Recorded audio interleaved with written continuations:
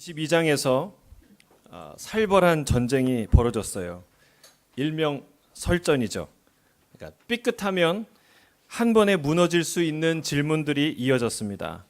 바리새인과 사두개인들이 평소에는 사이가 안 좋았는데 이렇게 사이가 좋을 수 없어요. 서로 번갈아 가면서 공격에 나섰습니다.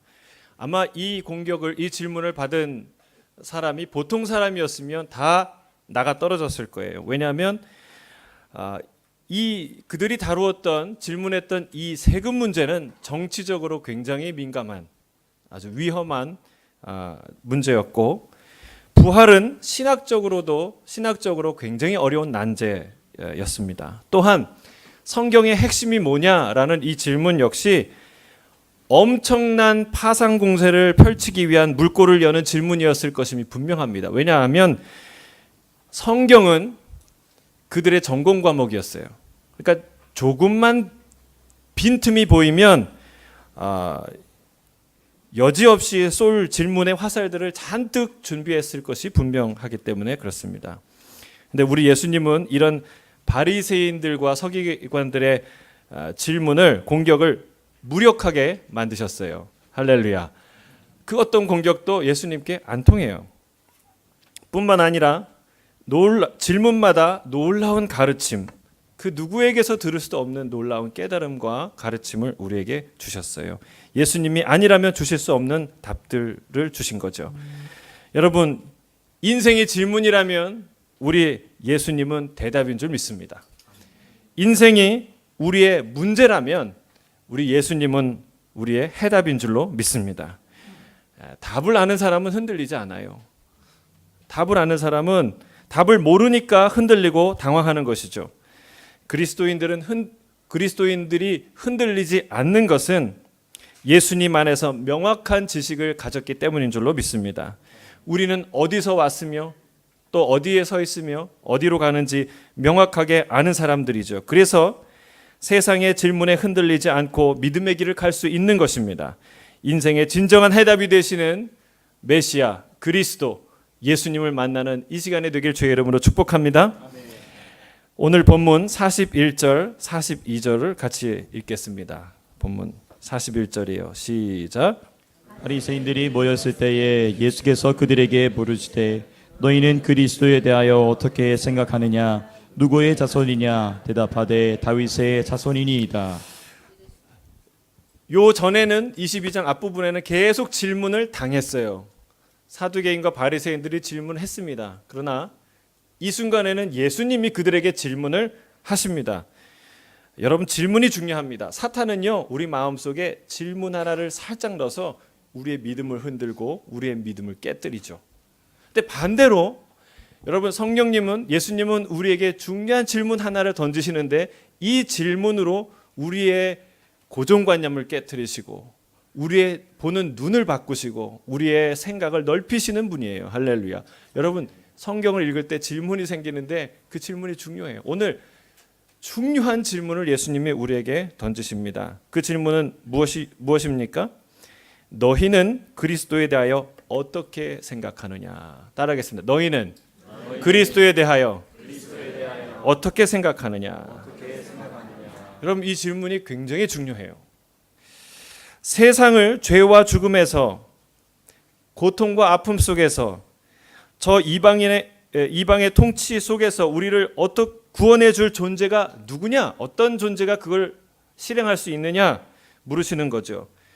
너희가 메시아라고 생각하는 사람은 어떤 사람이냐라고 질문하는 것입니다. 예수님은 제자들에게 이렇게 질문한 적이 있어요. 너희는 나를 누구라 하느냐? 누구라 생각하느냐? 여러분, 내가 알고 있는 메시아, 내가 알고 있는 예수님이 어떤 분인지 그 사실을 객관화할 필요가 있어요. 이건 매우 중요합니다. 그 질문을 하지 않으면, 그 질문에 대답하지 않으면 본문의 바리새인들처럼 엉뚱한 메시아를 믿으면서 그게 메시아라고 생각하고 엉뚱한 예수님을 생각하면서 그게 예수님이라고 생각할 수 있다는 사실입니다. 예수님은 한 걸음 더 나아가서 구체적으로 질문하십니다. 보충 질문하는 거예요. 그리스도는 누구의 자손이냐? 누구의 자손이냐? 너희가 생각하는 그리스도는 누구의 후손으로 알고 있느냐는 질문이죠. 여러분 이 질문은 쉬웠을까요? 어려웠을까요? 그들에게 매우 쉬운 질문이었어요. 왜요? 이건 모든 사람이 거의 다 알고 있는 상식에 가까운 질문이었기 때문에 그렇습니다. 사람들이 입을 모아 대답합니다. 뭐라고요? 다윗의 자손이니이다. 다윗의 자손입니다. 여러분 짧지만 이 대답 안에 그들이 생각하는 메시아에 관한 이야기, 생각이 담겨 있는 아주 중요한 고백입니다. 그들은 메시아는 다윗의 자손이라고 확신하고 그리고 그런 메시아를 기대했습니다. 왜냐하면 하나님께서 다윗의 언약 중에 이렇게 약속하셨기 때문에 그렇습니다. 사무엘하 7장 12절에서 13절에 우리 성경을 다 펼치세요. 자막이 없어요. 여러분 꼭 성경을 가져오시길 바랍니다. 옆에 있는 분하고 같이 성경을 나눠보세요. 자, 사무엘하 7장 12절에서 13절이에요. 하나님이 다윗에게 하는 약속의 말씀이죠. 같이 읽을까요? 시작. 내 소환이 차서 내 조상들과 함께 누울 때 내가 내 몸에서 날 내 씨를 내 뒤에 세워 그의 나라를 견고하게 하리라. 그는 내 이름을 위하여 집을 건축할 것이요 나는 그의 나라 왕위를 영원히 견고하게 하리라. 다윗의 씨 중에 그의 나라와 왕위를 견고히 할 자, 영원히 견고히 할 자가 나타날 것이다 말씀하셨어요. 여러분 이 예언은요, 이 다윗 왕조의 이스라엘과 유대 민족 가운데 아주 중요한 반석과 같은 약속이에요. 이것은 시편과 예언서에 반복해서 등장하고 있습니다. 특별히 시편에는 이 메시아를 오늘 예수님이 인용하는 시편 110편을 비롯해서 수많은 시편이 그 얘기를 하지만 예언자 중에 이사야 11장에 뭐라고 얘기하냐면 이새의 줄기에서 한 가지가 날 것이다. 거기에서 열매를 맺을 것이다. 이 얘기를 하죠. 이 사람이 누구냐? 이 사람에게 여호와의 영이 부어질 것이고 그가 이리와 어린 양이 함께 사는 그런 세상을 만들 것이고 그리고 여호와를 아는 지식이 이 세상을 덮는 물이 바다를 덮은 같이 그렇게 세상을 덮는 그런 세상을 만들 것이다 라고 예언합니다. 이 사람이 누구예요? 이새의 뿌리에서 난 가지가 누구예요? 메시아죠. 예레미야도 하나님이 한 가지가 날 것이다 라고 한 의로운 가지를 일으킬 것이라고 예언하죠. 여러분 성경은요 이 예언의 성취를 한 분이 예수님이다라는 것을 모든 복음서가 그리고 성경이 정확하게 기록하고 있어요. 특별히 마태복음은요 이 구약의 예언의 성취 다윗의 자손으로 올 메시아가 바로 예수 그리스도라는 사실을 아주 포커스를 맞춰서 여러 곳곳에서 그것을 말하고 있는데 마태복음 1장 1절을 한번 펴보세요. 마태복음 1장 1절. 여러분 그 1장 1절이 어떻게 시작합니까? 함께 읽겠습니다. 시작. 아브라함과 다윗의 자손 예수 그리스도의 계보라. 누구의 자손이라고요? 다윗의 자손. 여기서부터 1장 1절부터 예수님의 정체성을 다윗의 자손이라고 말하고 있어요. 또 그 뒤에 20절에 가보면요. 예수를 낳은 그 아버지 요셉을 부를 때 요셉아라고 부르면 되는데 그리고 요셉도 아버지가 있었을 거 아니에요? 근데 요셉을 뭐라고 부릅니까? 다윗의 자손 요셉아라고 불러요. 또 9장 27절에 보면 두 맹인이 자신을 고쳐달라고 소리치며 예수님을 부를 때 뭐라고 부릅니까? 아무것도 모르는 맹인, 거지가 뭐라고 불러요? 다윗의 자손이여 우리를 불쌍히 여기소서. 심지어는 이방 여인이었던 가나안 여인, 그 여인이 예수님께 자기를 고쳐달라고 얘기하는데 뭐라고 얘기합니까? 다윗의 자손이여 나를 불쌍히 여기소서. 이방 여인도 그렇게 말하고 있다는 사실입니다.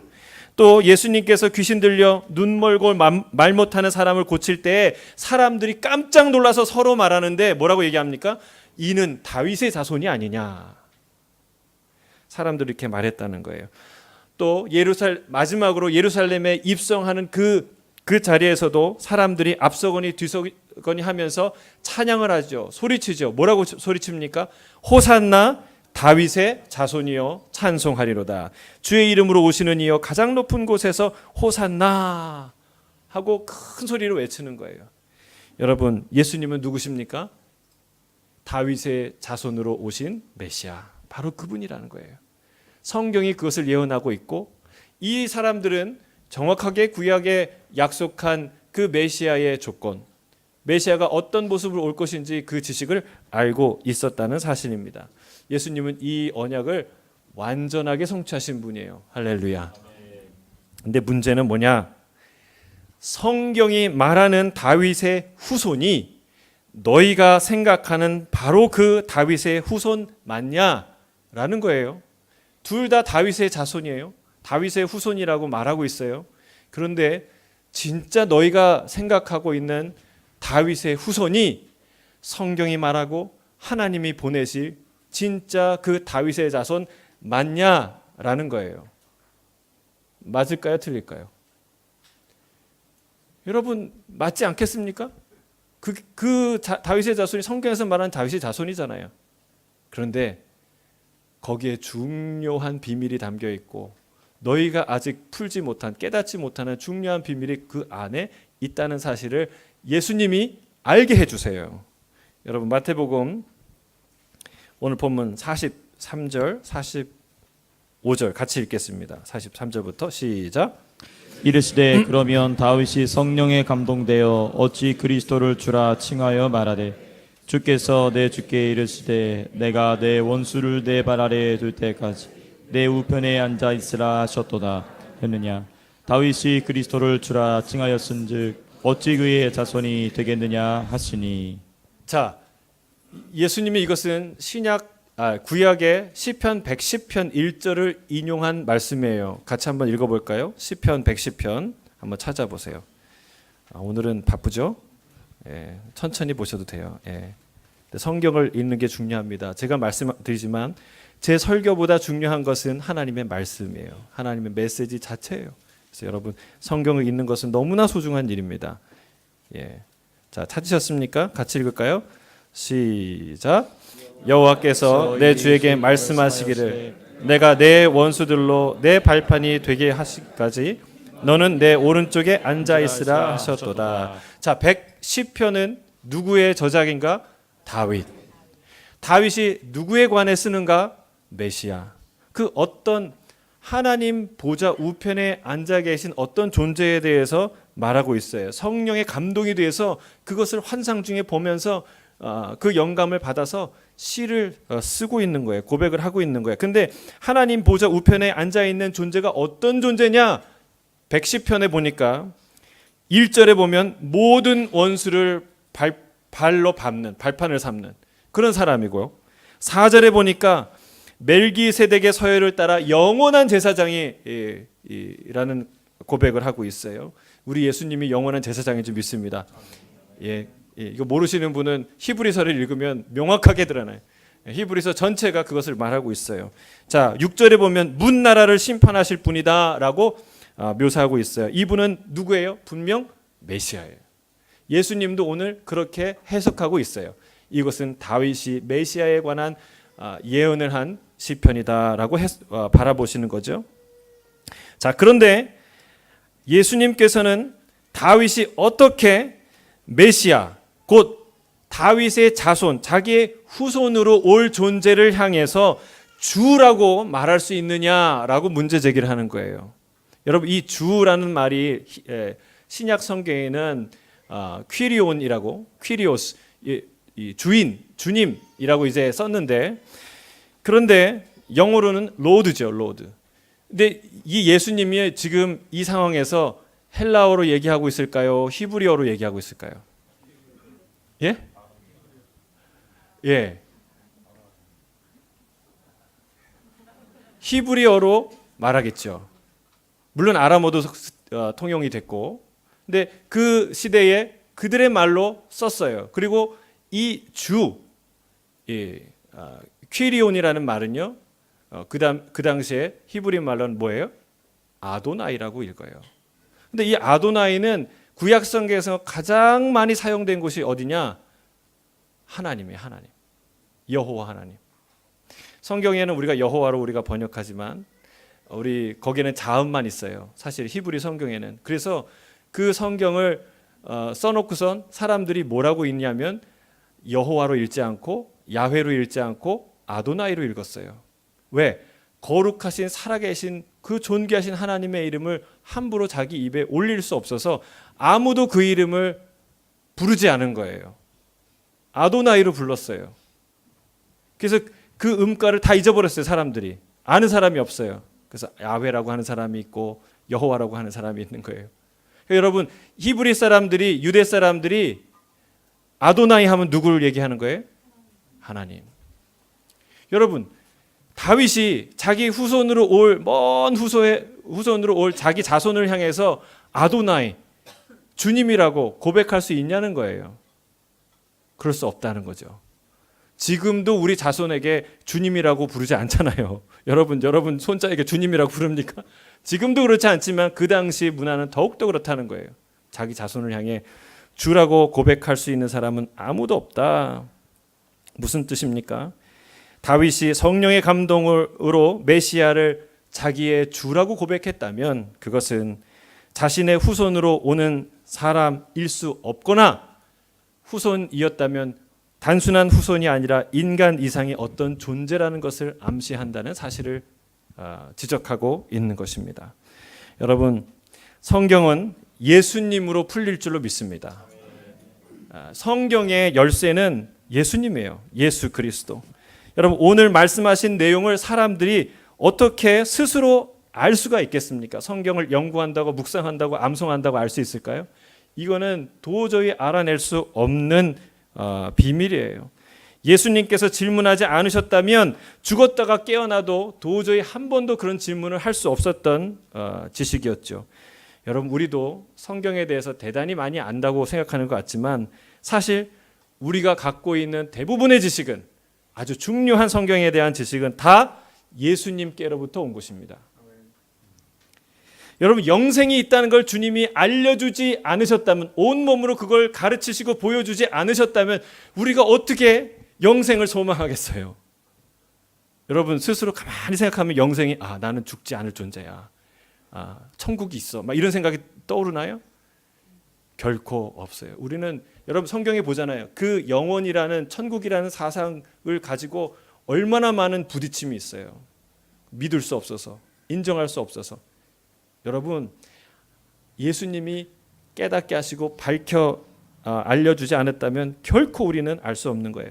하나님이 죽은 자의 하나님이 아니라 산 자의 하나님이라는 사실을 주님이 일깨워주지 않았다면 우리가 어떻게 부활을 소망하며 살 수 있겠습니까? 우리 먼저 돌아가신 분들이 다 살아서 주님과 함께 있다는, 여러분, 이 소망을 갖지 않으면 어떻게 우리가 슬픔을 이기고 부활을 소망하며 살 수 있겠습니까? 여러분, 성경 자체가, 구약은 오실 예수님에 대한 기록이고, 그리고 신약은 오신 예수님에 대한 기록인 줄로 믿습니다. 그러니 여러분, 예수님을 알고 예수님을 모르고 성경을 알 수 있나요? 성경을 읽었다고 성경을 알았다고 말할 수 있나요? 그럴 수 없다는 거예요. 성경을, 예수님을 알지도 않고 믿지도 않으면서 성경 몇 번 읽었다고 난 성경 다 알아 라고 말하는 사람은 무슨 얘기예요? 스스로 성경도 모르면서 성경을 안다고 얘기한다는 사실이에요. 여러분, 아무리 연구하거나 고민해도 떠오르지 않는 아이디어가 있어요. 이성의 빛이 닿을 수 없는 어둠의 영역이 있다는 말이죠. 우리 학생들이 이런 말을 아는지 모르겠어요. 난 놓고 기억자 모른다. 알아요? 우리 아는 학생, 난 놓고 기억자 모른다. 낫을 몰라요. 이 낫을 뭐라고 그러죠? 우리가 예? 샤크? 예, 샤크. 이 샤크가 기억자처럼 생겼어요. 한글의 자음 기억, 그렇죠? 근데 낫이 있는데 이게 기억자처럼 생겼네. 이런 생각을 한 번도 할 수 없다는 거예요. 왜? 한글의 알파벳 모음과 자음, 특히 첫 자음 기억이라는 것을, 그런 개념이 있는지조차 모르기 때문에 그것과 그것을 연결시킬 수가 없는 거예요. 아무리 그 한글 그 영어로 알파벳 A, B, C 중에 A예요, A. 여러분, 한글을 배우는데 기초예요. 처음 배우는 거예요. 한글을 쓰는 사람은 모두 다 아는 사실이에요. 근데 한글을 모르는 사람은 그것 자체를 떠올릴 수 없는 거죠. 오지 사람에게 낫을 가만히 갖다 놓고 이게 뭐야? 이거 뭐라고 생각해? 뭐처럼 보여? 아, 그러면 그거 기억이야. 이렇게 얘기할 수 있어요? 그럴 수 없다는 거예요. 여러분, 천국이라는 개념 자체가 없는 그런 사람이 그 천국을 위해 아낌없이 자신의 인생을 헌신하는 사람을 이해할 수 있을까요? 하나님이라는 그 개념 그 자체가 없는 사람에게 예배를 드리러 주일날 골프도 안 하고 다른 것도 안 하고 교회를 간다. 그것도 매주 52주 매주 빠짐없이 그걸 이해할 수 있을까요? 이해가 안 되는 거죠. 이와 같이 저들은 메시아에 대해서 절대로 풀 수 없는 비밀이 그 안에 있다는 것을 몰랐어요. 주님이 오셔서 그 비밀을 주님이 밝히 얘기하지 않으면 알 수 없는 비밀이 있다는 것을 모르면서도 뭐라고 생각했는 줄 아세요? 나는 성경에 대해서 다 알아. 그리고 나는 성경을 완전히 지키는 사람들이야. 그게 바리새인들이에요. 바리새인들에게 얼마나 힘든 줄 아세요? 바리새인 헌신하면요 정말 가문의 자랑이에요. 그 사람들은요 율법을 완전하게 지키는 사람들이에요. 그렇게 생각했다는 거예요. 여러분, 주님은 그 신학적 무지와 교만을 깨뜨리십니다. 성경을 통해서 그들이 믿고 신뢰하는 성경, 그 성경을 통해서 주님은 메시아가 다윗의 후손으로 오지만 결코 다윗의 후손일 수 없는 존재라는 그 어떤 존재라는 것을 알려주십니다. 여러분, 예수님이 아니면 풀 수 없는 비밀이 있습니다. 이것을 알아야 겸손해질 수 있어요. 여러분, 그걸 알아야 성경을 읽어도 또 읽고 싶고 읽어도 또 배우는 게 있다는 사실이에요. 더 깊은 것들을 깨닫게 되는 줄로 믿습니다. 예수님을 통해 영원한 신비와 비밀이 많이 풀려지기는 했지만 아직도 성경 안에는 풀 수 없는 신비들이 가득하다는 사실을 꼭 알게 되기를 주의 이름 축복합니다. 마치 하루 종일 스노클링을 했어요. 바다에서. 그러면 바다를 하루 종일 경험했잖아요. 하루 종일 평생 한 번도 스노클링 안 한 사람에 비해서는 어마어마한 경험이죠.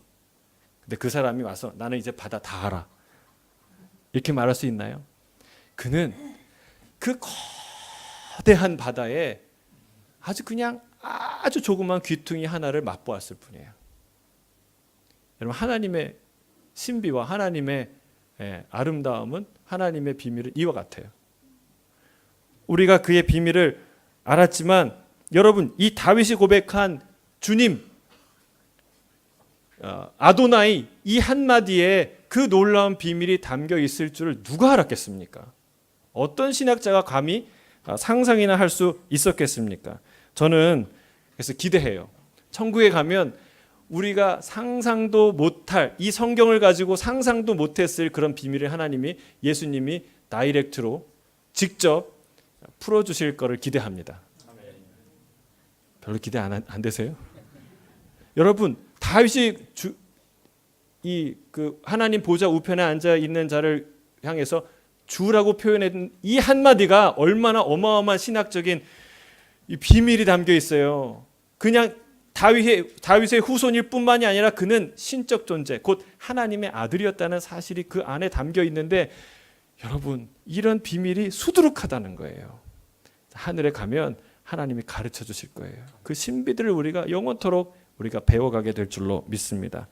그러나 이 역사 안에서 예수님을 통해 드러난 인류에게 주어진 최고의 인류에게 밝혀진 최고의 비밀이 무엇인가? 그것은 바로 주의 백성을 구원할 메시아가 이 땅에 오는데 다윗의 후손으로 오시는데 그는 다윗의 후손일 수 없는 단순한 다윗의 후손일 수 없는 신적 존재, 곧 하나님의 아들이라는 사실입니다. 주님은 당신의 죽으심과 부활하심을 통해서 이것을 명확하게 우리에게 알려주셨죠. 여러분, 예수님은 인간으로 오셨으나 하나님의 아들이신 줄로 믿습니다. 할렐루야. 여러분, 이 지식을 우리가 가져야 돼요. 우리 스스로 가질 수 없는 지식인데 성경에서 주님이 가르쳐 주시는 거예요. 바리새인들과 서기관들, 그들의 가르침을 따르는 유대인들은 그리스도가 다윗의 후손이기만 하다는 믿음을 갖고 있었어요. 다윗의 후손이라는 말은 맞아요, 틀려요? 맞습니다. 명백한 사실이에요. 그러나 그들은 그리스도가 그 이상의 존재라는 것을 상상조차 하지 않았고 그것이 드러나기 시작했을 때 그것을 거부했어요. 그리스도가 다윗과 같은 존재이지 그 이상일 수 없다는 거예요. 왜 그랬을까요? 가장 중요한 것은요, 첫 번째는 내가 상상할 수 없기 때문에, 그런 메시아는 내가 상상조차 할 수 없기 때문에 인정할 수 없는 거예요. 내가 믿어지지 않기 때문에 인정할 수 없는 거예요. 근데 여러분, 내가 상상할 수 없다고 존재하지 않습니까? 내가 믿을 수 없다고 사실이 아닙니까? 아니죠. 여러분, 우리가 상상 못할 현실이 얼마나 많은지 몰라요. 내가 믿을 수 없는 진실이 얼마나 많은지 몰라요. 있습니까? 없습니까? 있어요. 많아요. 단지 이 사람들은, 내가 믿어지지 않기 때문에 믿을 수 없다고 말하는 사람들은 단지 자신의 인간적인 생각을 고집할 뿐이라는 사실이에요. 성경은 인간을 위해 인간의 언어로 쓰여졌어요. 그래서 우리가 성경을 다 읽을 수 있어요. 그렇죠? 얼마나 감사해요. 그러나 실은 이 성경은요, 번역한 거예요. 뭘로 번역했어요? 원어가 뭐예요? 히브리어, 그 다음에 헬라어죠. 신약은 헬라어. 그러나 그것도 인간의 언어의 범주예요. 그런데 실제 언어는 무엇입니까? 하늘의 언어예요. 성경은 하늘의 언어를 인간의 언어로 번역해 놓은 책이에요. 그래서 우리가 번역할 때 참 애매한 것들 있잖아요. 영어에는 있는데 한국에는 없는 개념. 한국어에는 있는데 영어에는 없는 개념. 예를 들면 아주 뜨거운 국물을 마시는데 시원하다 뭐 이렇게 하잖아요. 뜨거운 욕탕에 막 들어가는데 어르신들이 시원하다 그러잖아요. 그럼 애들이, 호주에서 자란 애들이 그 뜨거운 국물을 먹으면서 무슨 생각을 하겠어요? 한국 사람 다 거짓말 하나 보다. 뜨거운 열탕에 들어가면서 무슨 생각하겠어요? 한국 사람들은 한국어 자체가 다 거짓말인가 보다. 여러분, 한국어에는 있지만 영어에 없는 표현들이 있다는 거예요. 마찬가지예요. 하늘에는 있지만 이 땅에 없는 표현들이, 개념들이 있어요. 성경은 하늘의 언어를 인간의 언어로 번역하여 쓴 것임을 우리가 알아야 합니다. 예수님이 그 하늘의 언어를 해석해주고 있는 거예요. 인간의 언어로 이해할 수 없는 그 개념을 와서 가르쳐주고 있는 것이죠. 그런데 자꾸 인간은요, 문제가 여기 있어요. 인간은 성경에 써 있는 하늘의 언어를 버리고 인간의 언어만 붙들려고 할 때 문제가 생기는 거예요. 그게 아주 위험하다는 거예요. 성경을 사람의 언어로 해석하려는 경향이 있습니다. 하나님의 말씀인 성경을 인간의 이성으로만 재단하려고 하는 고집이 있는 것이죠. 믿는다는 사람들 안에서도 그렇고, 특별히 자신이 신학도라고 하는 자들도 그런 자세를 가지고 성경을 대하는 사람들이 있다는 것이 참 가슴 아픈 현실이에요. 제가 최근에 페이스북에서 어떤 인도 선교사 목사님이 쓴 글을 제가 읽으면서 많이 공감했어요. 특히 이런 분, 어떤 신학생하고 대화를 하는데 성경을 취사 선택하는, 자기의 취향대로 곡해하는 부분들을 보고 가슴이 아파서 글을 썼는데, 제가 조금 긴데 줄여서 제가 그 이야기를 좀 읽어드릴게요. 마음에 너무 와닿는데, 제목은 이거예요. 어떤 신학도들이 성경을 대하는 태도, 부제는 취사 선택이에요.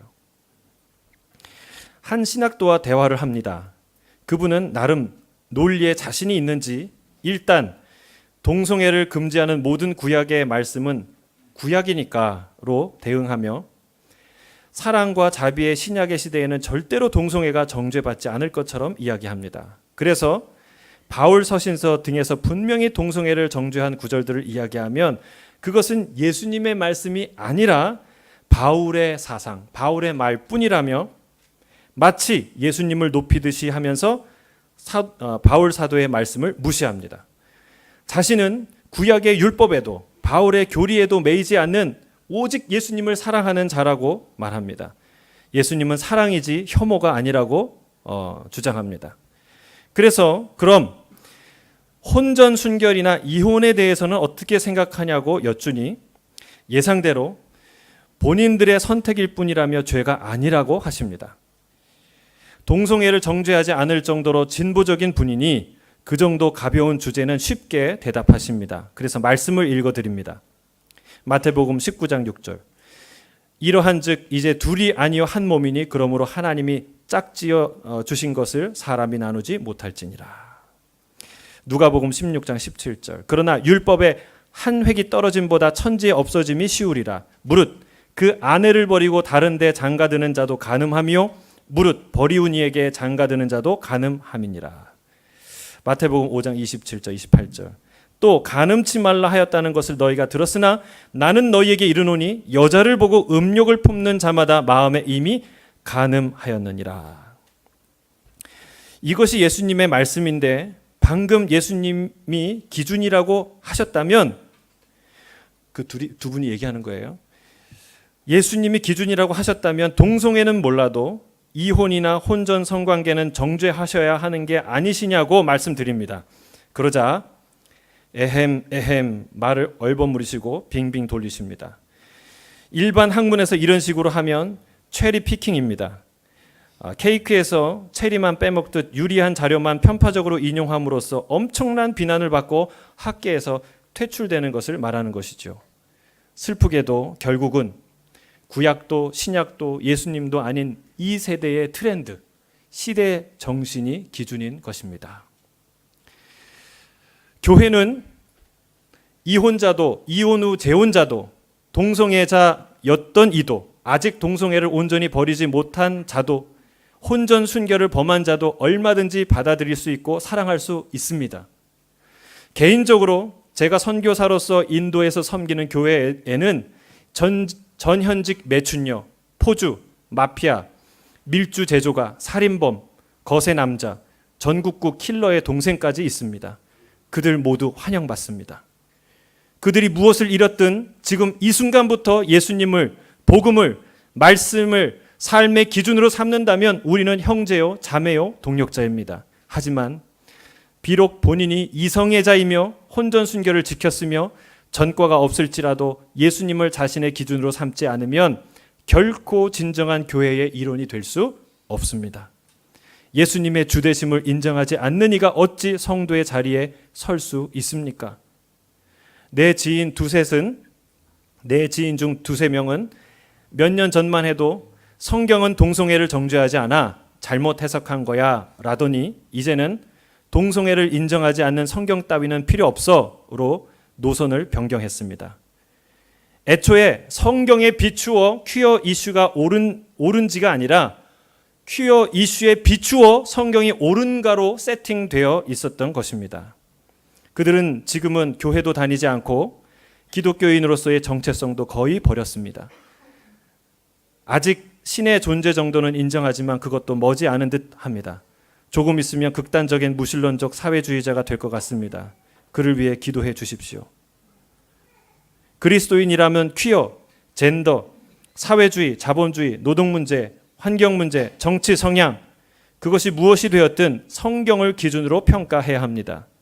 부디 예수님의 말씀이 그리고 성령의 유기적 영감으로 적혀진 성경의 말씀이 모든 사람들의 영원한 삶의 기준과 질서로 자리 잡기를 기도합니다. 이 내용에 대해서는 다시 언급하지 않겠습니다. 워낙 잘 글을 훌륭하게 잘 쓰셔서 여러분 성경을 자기의 입맛대로 취사 선택해서는 안 된다는 거예요. 성경에 맞춰서 내 생각을 비교 검토해야 된다는 사실입니다. 기준이 세상의 사조나 트렌드나 자신의 경험이 되어서는 결코 안 됩니다. 사람들은 자신이 경험한 메시아, 자신이 기다리는 메시아, 자신이 그리는 메시아를 고대합니다. 여러분 이것을 다른 말로 뭐라고 합니까? 우상이라고 하죠. 우상. 돈으로 구원해주고 군사력으로 구원해주고 힘으로 멋있게 폼나게 구원해주는 다윗 같은 메시아를 원합니다. 그러나 주님은 말씀합니다. 네가 알고 있고 네가 기대하는 메시아가 진짜가 아니다. 너희가 생각하는 그 다윗의 자손 그게 진짜 너희 메시아가 아니다. 하나님이 알고 계시고 하나님이 생각하시는 메시아가 진짜 메시아이다 라고 주님 말씀하세요. 여러분, 우리가 주님을 믿고 예배하는데 그것이 하나님 보시기에 기쁘지 않은 엉뚱한 종교인처럼 살아갈 수 있다는 모습을 우리는 말라기를 통해서 볼 수 있어요. 여러분, 말라기를 보면은요, 얼마나 엉망으로 제사를 드리는지 극명하게 나타나는데, 하나님께 제사를 드린다고 하는데 그들은 하나님을 진정으로 기뻐하지도 않고 즐거워하지도 않고 공경하지도 않고 그리고 두려워하지도 않습니다.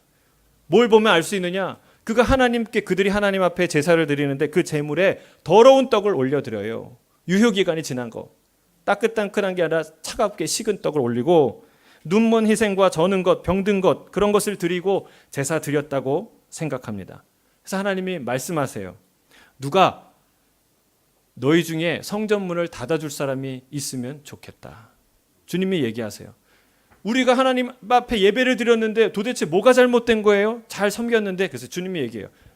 너희가 드리는 그 예물을 너희 총독에게 가져다 줘보라.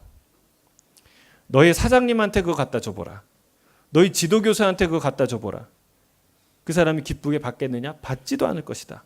그런 물건을 나한테 헌금을 하고 헌물을 하고 제물로 드리고 그리고 네가 나를 경외한다고 말하느냐? 여러분, 내가 아끼는 것, 흠 없는 것, 단 하나밖에 없는 것 드리기 쉬울까요? 어려울까요? 어려워요. 왜? 나에게도 소중하니까. 하나밖에 없으니까.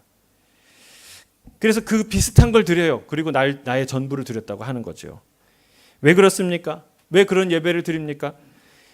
그렇게 제사 드려도 그렇게 예배해도 하나님이 뭐라고 안 하시는 것 같으니까 그러는 거예요. 하나님이 살아계시고 모든 것을 지켜보는 분이라는 사실을 기억한다면, 그 사실을 명확하게 안다면 그렇게 할 수가 없는 것이죠. 여러분, 말라기의 메시지는 뭐예요? 11조 헌금 생활 제대로 하라는 겁니까? 네, 그런 메시지도 있죠. 그러나 핵심은 이거예요.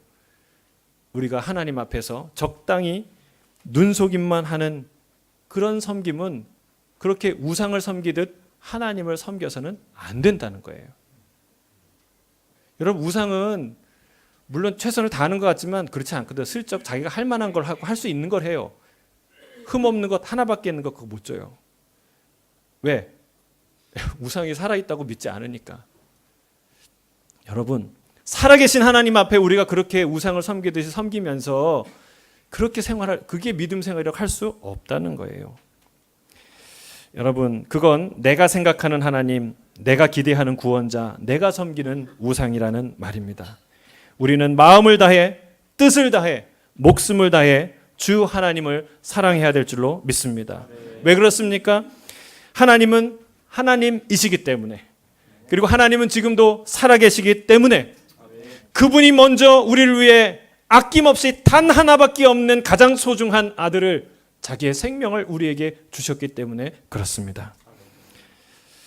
사랑하는 성도 여러분, 말씀을 정리합니다. 하늘의 언어를 인간의 언어로 번역한 성경을 읽으면서 우리는 다시 성령을 통해, 예수님을 통해 하늘의 언어로 읽어야 될 줄로 믿습니다.